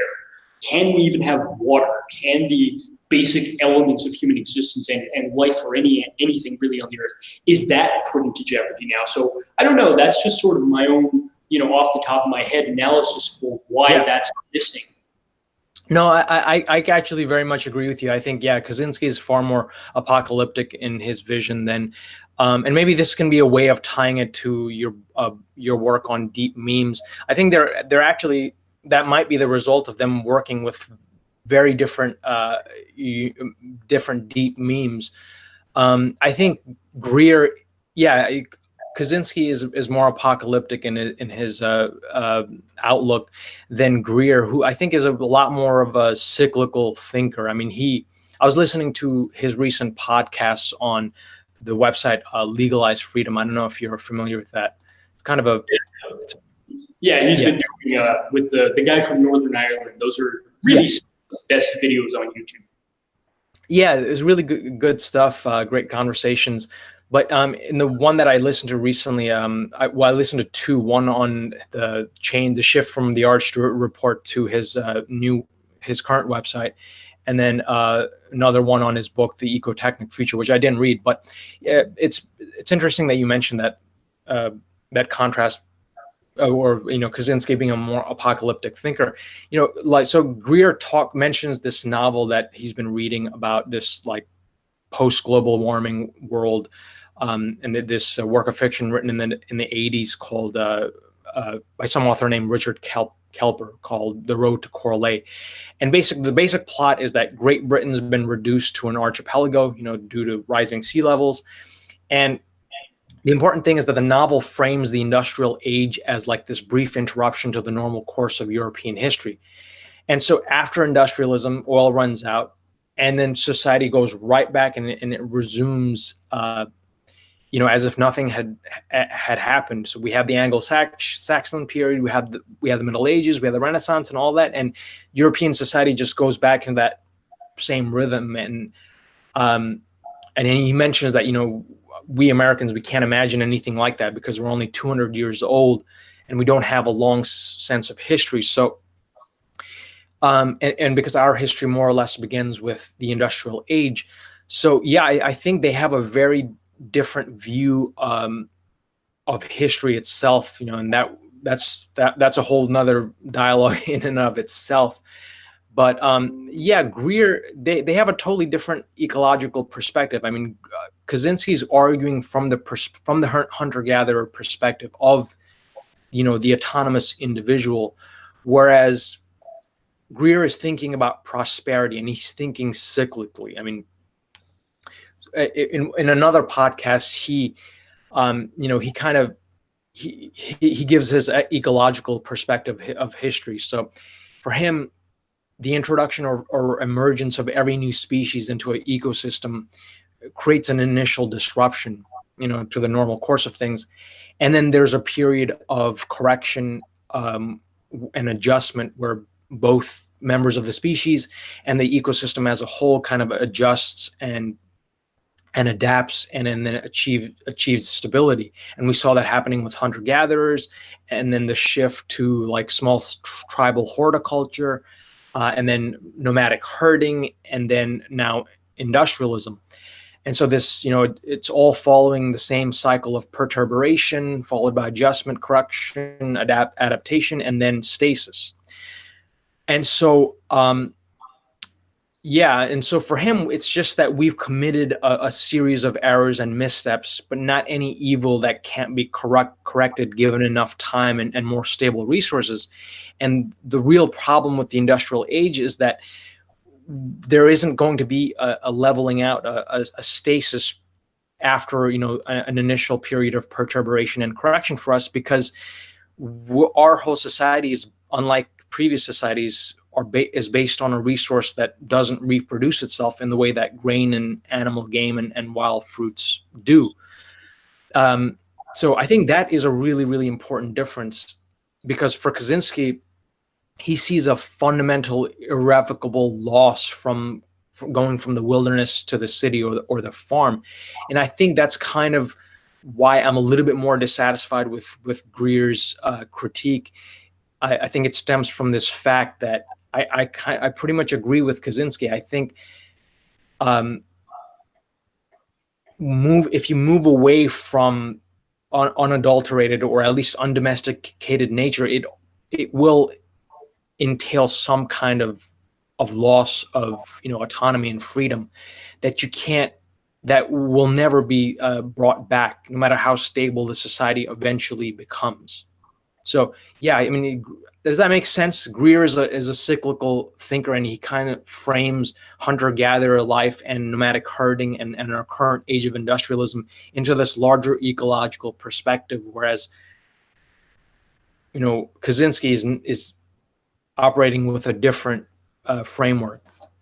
Yeah, that's definitely an observation which is all too easy to overlook. I'll admit, even my own discussion about these two guys so far within this discussion is the fact that Ted Kaczynski was literally a hunter-gatherer. He wasn't like right. A guy on a hippie eco-village who said that sometime in the vast future I'll want to be one. He was actually doing it. And, you know, he's not at all saying that it's impossible. He's not at all saying that it's a fantasy. He's saying that you can do it. There are certain risks and there's a lot of difficulty. In fact, he mentions that there was one tribe, I guess, maybe in Africa, where there was a tendency to intermarry between a hunter-gatherer tribe and a farming tribe. And oftentimes the offspring would become farmers because it was simply easier to be a farmer than it is to be a hunter-gatherer. There's a little more stability there. And that's a hell of a lot easier than being a suburban dweller, because Greer mentions that most, you know, hippies in the 60s who participated in the Back to the Land movement had no idea how much sheer hard work there was involved. And I'll be honest, like, I didn't really understand or appreciate that myself when I was first getting into, you know, the eco-village movement, you know, back in like 2010. I thought it was going to be an easy life. And, you know, just the amount of physical work I have to do to clear weeds out here in India, which I've been doing to try to, you know, do things. I've been doing things like composting, and, you know, I'm wanting to plant some chembe, which doesn't have an English word. It's kind of like an Indian potato. It's a lot of hard work. And you do lose things, you know, like I got heat rash on my body last week from working out in the sun too long. Like, it's a real sort of difficult, and yet that's actually much easier than being a hunter-gatherer. And John Greer definitely is not a hunter-gatherer. He, he's much more an agrarian thinker. If you go to like the sort of deep memes I talk about, hunter-gatherer, agrarian thinker are going to see many things differently simply because they are different. You know, the deep meme is different. And, you know, Greer is not a hunter-gatherer. He mentions in one blog post that, you know, he likes some of the things of civilization, like libraries and like police force and, you know, like shelter, you know what I mean? And actually being a hunter-gatherer means losing a lot of those things. And there was one letter correspondence which Kaczynski had with a guy in prison, where some guy, I think from Germany, asked him, like, you know, you say that civilization collapsing is, you know, not only inevitable, but it's actually not that big of a deal. But what about all of the sort of civilization accomplishments that we've had? Great classical music, great literature. Obviously, this person is talking about stuff of quality like Shakespeare or Cervantes. And Kaczynski's response is that, you know, you can sort of preserve a lot of that stuff, but he certainly doesn't think that preserving libraries and preserving, you know, archives of written information is necessarily going to be better than just being a hunter-gatherer. In other words, he doesn't think that, you know, preserving all of that, all of the accomplishments of civilization, many of which he said, even now at a time we're uniquely able to enjoy, few people actually do. And that's true. You know, we're at a point in time right now, especially with YouTube even more so, anybody, if they really wanted to, could pull up the entire audiobook of any Shakespeare play, but how many will actually do it? And it's one of those, it's one of those things where even at a time where we're basically being forced to, because at this point, a lot of people everybody goes to college, and they're in this weird opportunity where they're being forced to read Shakespeare, and they still don't do it. Like, I taught my students years ago Shakespeare and Cervantes and Dante, the greatest sort of, you know, writers of early modernity and the medieval era, and still most of my students wouldn't read it. No, I see that. And yeah, I mean, I say that I agree with Kaczynski, but I mean, I admit, I mean, you know, and even with, I agree with Greer on many of his points. And, you know, as with, I'm not sure how to reconcile all of these ideas that I do agree with how I'm living. You know, there's a huge difference between the theoretical aspect of this and the daily life aspect of it too. And so, there's not much more that I can say about that, because there's a deep incongruity between, you know, the way that I'm living my life and what I do agree with both authors, with Greer and Kaczynski. So, I mean, I don't think that's, I mean, those kinds of contradictions are just inevitable. You're dealing with a critique. You don't know how to put it into practice. Even Greer, I mean, Greer's utopia is pretty modest compared to the wild fantasies that people like Kurzweil have dreamt up. This is a very modest utopia, but many of the things he says, it's difficult to reconcile with daily life. Yeah. Well, the irony is that the only thing he's proposing is exactly what people did in 1950. Now, I'm not talking about going back to like ancient Egyptian era or some vastly distant, like the ancient Persian. No, he's talking about 1950, which many of his viewers were probably alive at that time. And it reminds me of a conversation I had with, my grandfather before he died, who grew up in Amish country in Pennsylvania, which I think you've been to. You've spent some time there yourself. And that's where my grandfather grew up. And I talked to him about farming before he died in 2011, because that's when I was first getting into the eco-village movement. And even though he grew up exactly living that as a daily lifestyle, he was living in the cycle of farming and all of the daily labor that entailed, and not having electricity and all of that stuff. He still, to him, it sounded at the end of his life like a fantasy to go back to exactly the way he lived as a boy. Right. That's so sad, because he experienced it firsthand. And I have to say, I am so fortunate that I got the opportunity that, it was actually the Nepalese the Association of Nepalese Americans. They organized this exchange between us, and we got to go, live with the Amish for a little bit. I am so fortunate that I had the opportunity to do that, because if I hadn't, I probably would not be receptive to any of this. Even, your work on peak oil, your philosophical perspective, Greer's, Kaczynski's, I would definitely probably not be open to any of it. So I'm super glad that I had that opportunity. Yeah. Yeah, and I mean, I haven't been to Amish country myself, despite the fact that, I guess at some level that is like the background of my own family, if I'm right. But just based off what my grandfather told me. But one thing I would hazard a guess at is that the people who actually get to experience it oftentimes probably have an envy, right? Oh yeah, because you see that they're actually, again, going back to that notion of prosperity as being a state of being more than having. You really see it when you spend time with the Amish. I mean, I remember, like, for instance, I mentioned to them, to this family that I was living with, that it was my birthday the next day, while I was living there, and the kids took the time to hand knit a teddy bear for me, and I was so shocked. I was just blown away by that, because, I mean, nothing could show you how how impoverished our way of life is than something, a very small gesture like that, where they've taken the time to actually create something by hand for you. Nothing like that happens in our day and age. It's all you order things on Amazon to hand to people during Christmas time.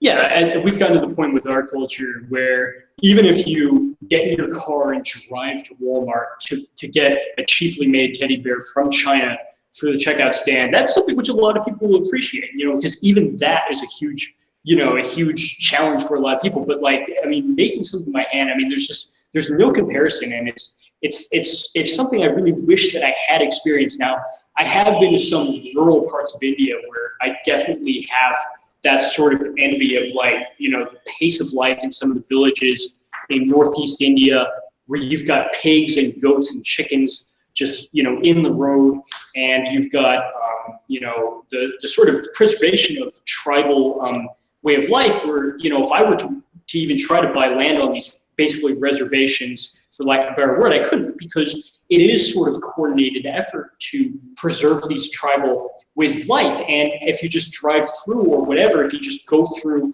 those areas, you have this enormous sense of envy for what they're able to preserve there, which so many of us 100 years ago, our families had something kind of like that, as far as animals in the road, clothes hanging out to dry, but we willingly gave it up, right? That's the most amazing thing, is the way of life, which you have to take so much, attention to preserve explicitly for the Amish or for a tribal society. Our ancestors and us, we just willingly gave it away, right?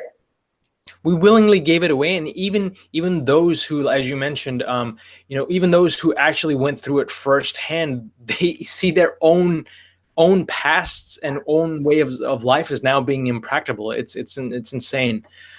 Yeah. Yeah. So Chad, and they think that the opposite is not a pipe dream. They think that continued exponential economic growth on the basis of, I guess, fossil fuel reserves that don't exist because we haven't found them yet. They think that their own way of life in 1950 or earlier is a pipe dream, and yet they think that this other way, just like we were mentioning earlier, of something that's bound not to happen. Because the exponential growth and the fossil fuels, we already know that that's reached its limit. And it's just amazing how much your thought pattern is, I think, as I mentioned in the book, actually more memeological than anything, because that's something which, just based on the shape, it just makes sense regardless of having no empirical basis, right? Yeah. Speaking of memes, Chad, do we have time to get? I mean, I still have I have pages of notes here and questions to ask you, and your brain would like to pick your brain on so many different things. One thing, by the way, I'm sorry to make you do this in sweltering heat without a fan. I appreciate you. I think I might crack open the door though, and we'll see how much longer the day lasts. Go ahead and ask some questions if you want to. Yeah, because prepared. Yeah. Yeah, the video is kind of coming in and out. I can still hear you just fine. Okay. But maybe I'm guessing that that's the first sign that we're running a little low on data, but I'll just say right now, definitely if sometime we could schedule a follow-up discussion, we can work those details out. Yeah. So do you wanna hold off on the discussion of your book for the next time, or do you wanna?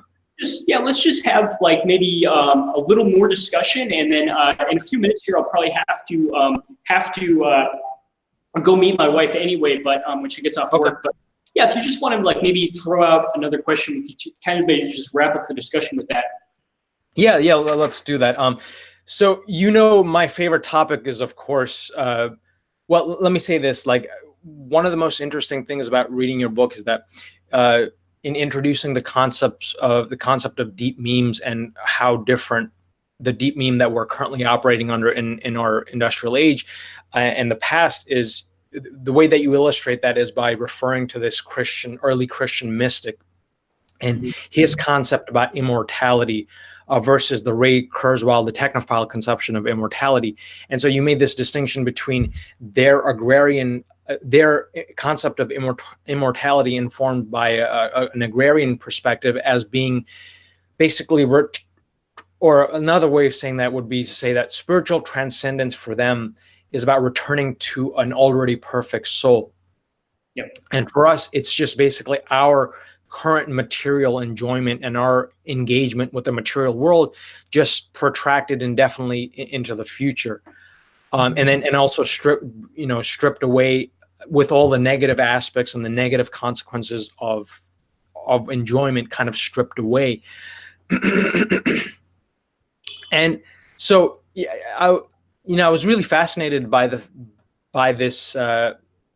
your approach to introducing the differences and the concept of deep memes through the religious concept of immortality. And so I was wondering if you've actually thought about the implications that your work might have on other disciplines. And the one that I'm most interested in is, of course, comparative religion and theology, because I kept having these aha moments, because after you mentioned that I was reading the book and I kept thinking about my own tradition, and just kept thinking about the fact that all the great traditions of the religious traditions of the world, they evolved in an agrarian context.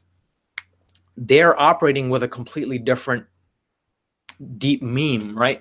So, are you there? Yeah. Yeah. Okay. Yeah. So, I had this idea that perhaps, the breakdown of traditional religious worldviews and the emergence of secularism could perhaps also be explained through an understanding of a shift in deep memes, because again, most of the religions, developed in one of three contexts: hunter-gatherer, nomadic, herder, or agrarian.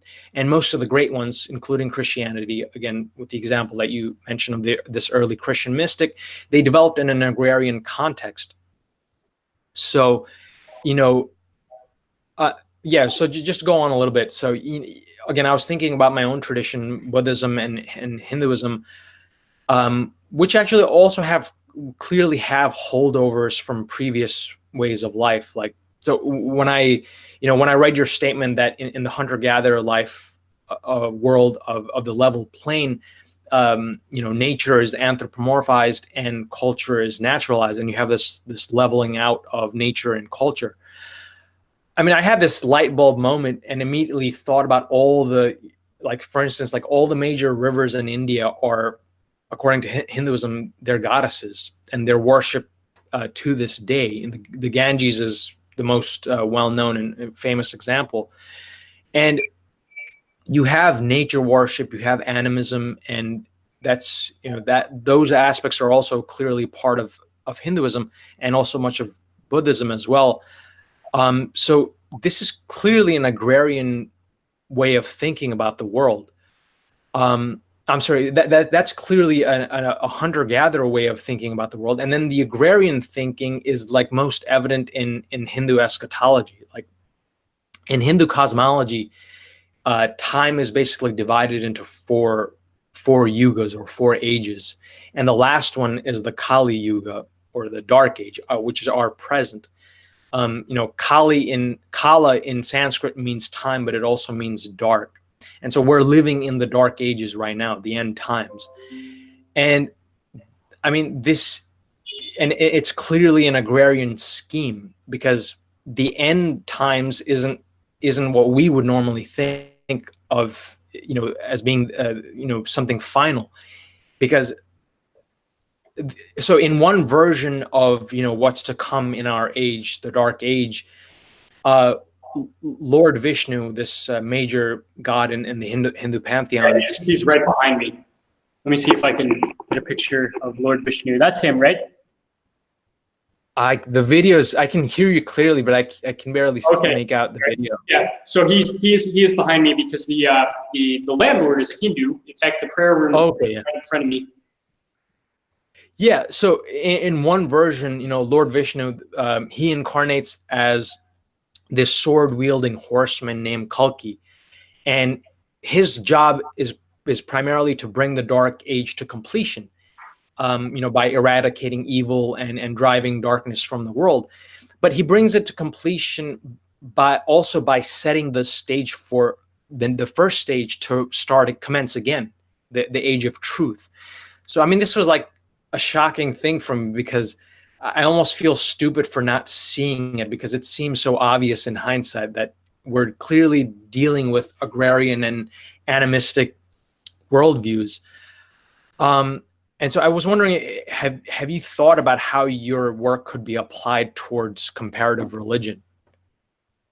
That's a great question, and I'll admit to not knowing nearly as much about Hinduism as I should, living in a Hindu majority area and country as a whole in India, although I am, fortunate. But you are familiar with Christian, the Christian, I mean, you've read the New Testament in Greek, so you're definitely familiar with religion, Yeah, I was familiar with a lot of Roman Catholic stuff as a kid, because I think I mentioned in our first discussion, although it was largely obscured by the background noise, that the kind of Roman Catholicism which I enthusiastically practiced up until about the age of 22 was a very traditionalist kind, because the thing is, like, my father has a library of texts, many of which are from like the 1600s, and the kind of like counter-reformational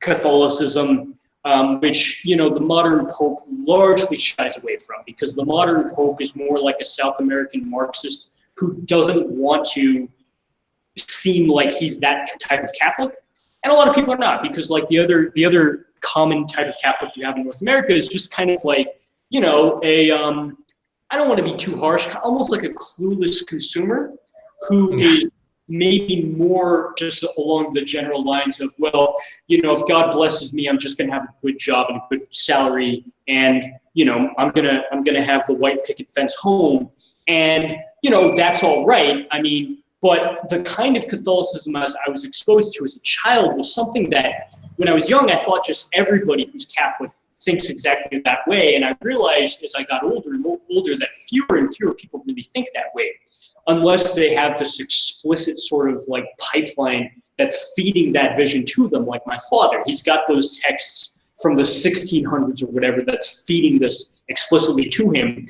but he would not get that vision just by sitting at church on Sunday morning, and that's something he openly critiques. It's like the faith's been watered down.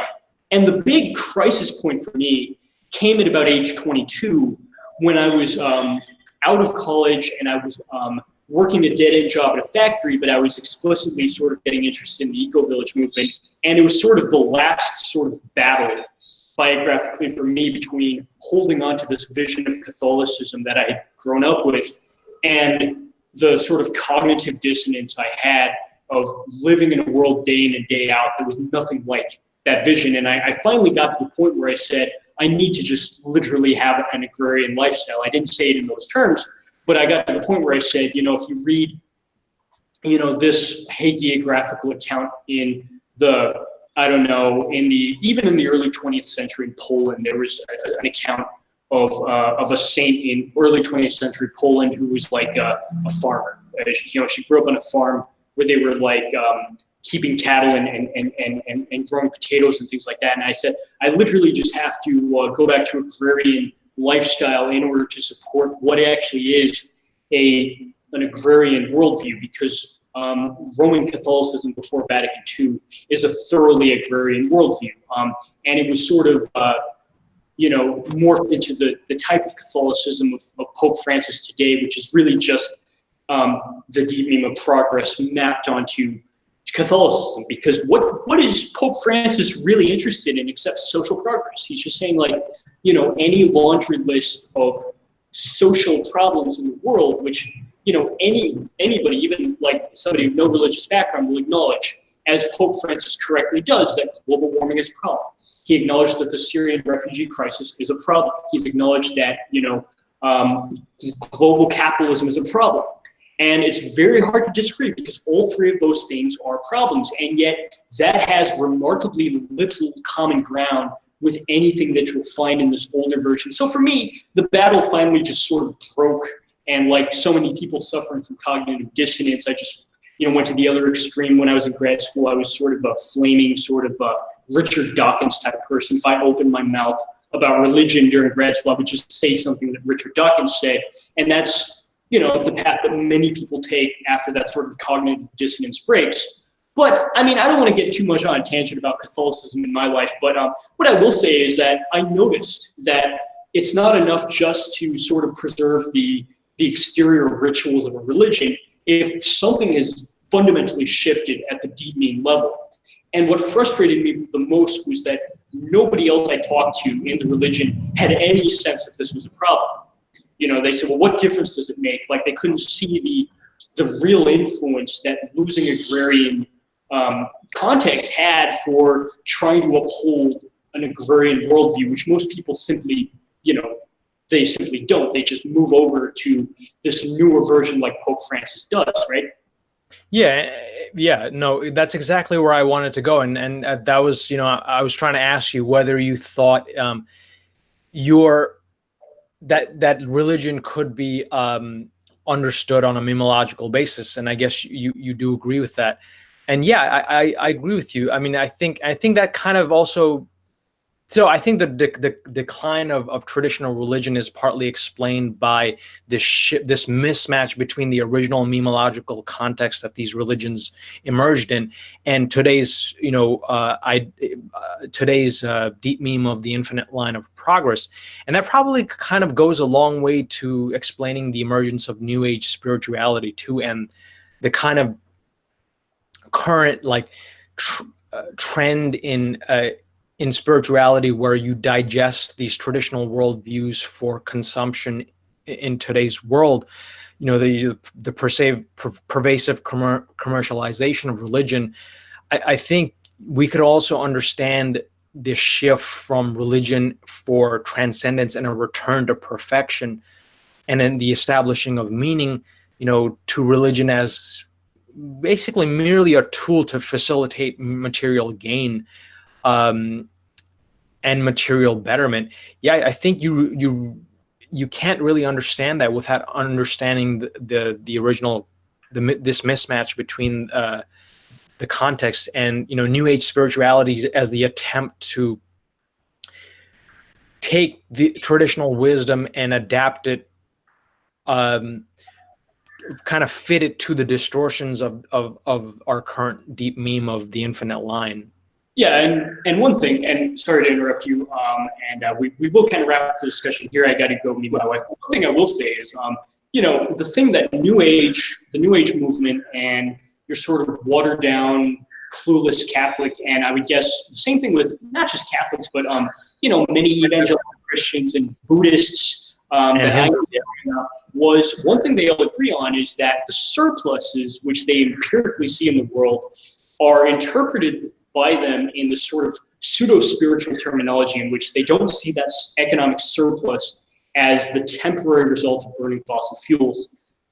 They see it as something which their spirituality should, it becomes this thing where if they're being blessed, they'll be blessed with more of that surplus. So there's this notion like the Buddhist family in town growing up would leave offerings to the Buddha for their business to thrive. They would leave him a bowl of rice and burn incense. And I'm sorry if I'm distorting the rituals. I'm not very knowledgeable about, and I'm not trying to misrepresent, but I just have this memory that they were restaurant owners from China, and they would leave offerings for the Buddha for their restaurant to thrive.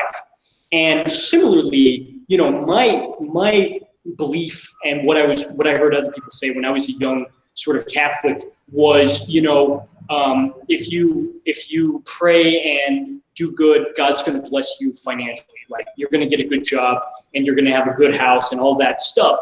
And it's become kind of a non-problematic, you know, like isomorphism for so many people, which I think is deeply misleading because, you know, it's become completely unproblematic to say, well, that surplus in the economy is completely compatible with my religious worldview.